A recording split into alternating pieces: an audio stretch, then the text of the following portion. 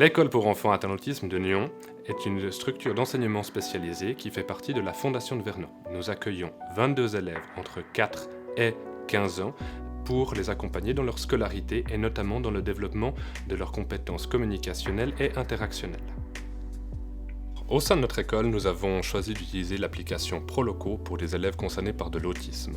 En l'occurrence, certains de nos élèves ont des difficultés avec la communication verbale et ne peuvent pas s'exprimer de manière fonctionnelle par le biais de la communication verbale. Nous avons donc choisi d'utiliser cette application sur le support de l'iPad afin de soutenir leur expression verbale, que ce soit pour des enfants qui n'ont pas accès à la communication verbale ou qui ont un accès limité. Cette application est intéressante car elle permet à l'enfant de naviguer dans un certain nombre de pages et de pouvoir avoir un lexique visuel qu'il va utiliser, que ce soit pour des besoins du quotidien, pour exprimer des commentaires ou encore pour pouvoir réaliser des demandes dans différents contextes, que ce soit à domicile, à l'école, à l'extérieur de l'école, et qui va être mis en place par la logopédiste et par l'ensemble de l'équipe pédago-éducative. À ce titre, cette application est très intéressante car le lexique visuel est déjà construit, pré-généré, puis adapté pour chacun des enfants en collaboration avec ses parents.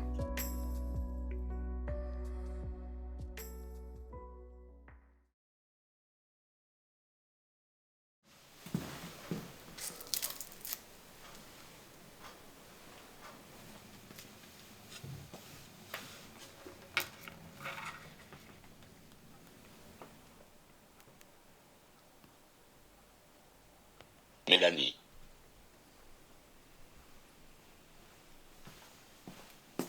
Tu aimerais quelque chose? Je veux.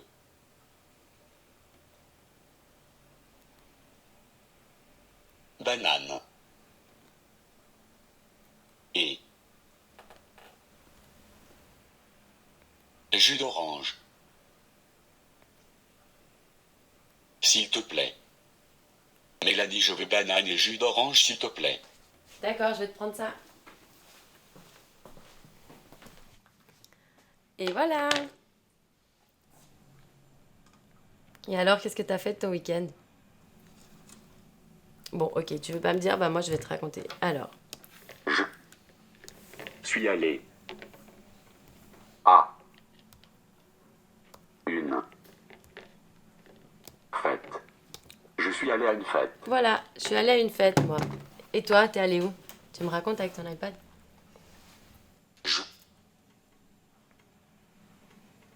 suis allé bowling. Je suis allé bowling. Ah, c'est chouette. Et t'es allé avec qui au bowling? Grand-mère et grand-père. Grand-mère et grand-père. Ah, c'est chouette.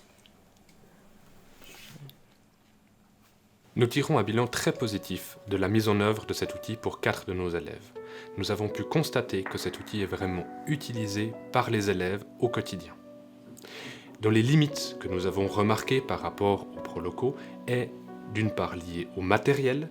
L'iPad reste un matériel qui est fragile, qui peut tomber, qui doit être réparé, mais également des problèmes de mise à jour de logiciels et de transfert entre les supports informatiques quand c'est glissé par la suite sur le matériel iPad.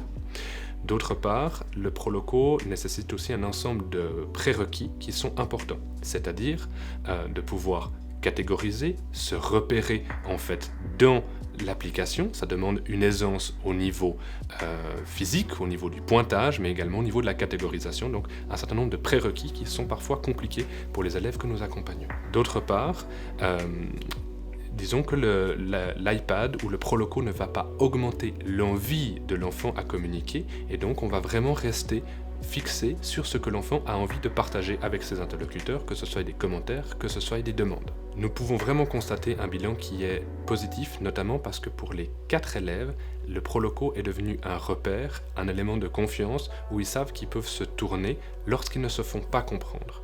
Les 4 élèves ont une communication déjà fonctionnelle, même si elle est limitée, et que lorsqu'ils ne se font pas comprendre à domicile ou à l'école, ils prennent l'automatisme de retourner vers cet outil et vers le lexique visuel qu'ils comprennent pour pouvoir mieux se faire comprendre par leurs interlocuteurs.